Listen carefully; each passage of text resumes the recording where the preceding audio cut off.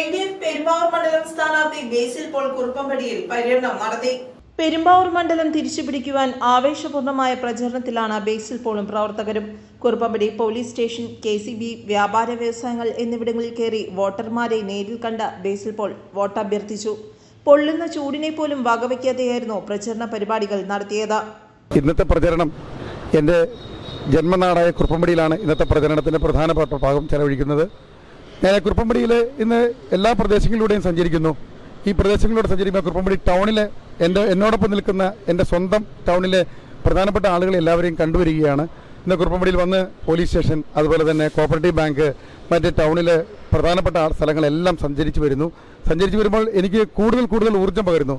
നാളെയുടെ നാളുകളിൽ ഈ തെരഞ്ഞെടുപ്പ് ഏറ്റവും കൂടുതൽ ഊർജ്ജസ്വലമായി മുന്നോട്ട് പോകേണ്ട ഒരു ദിവസങ്ങളാണ് കടന്നു വരുന്നത്.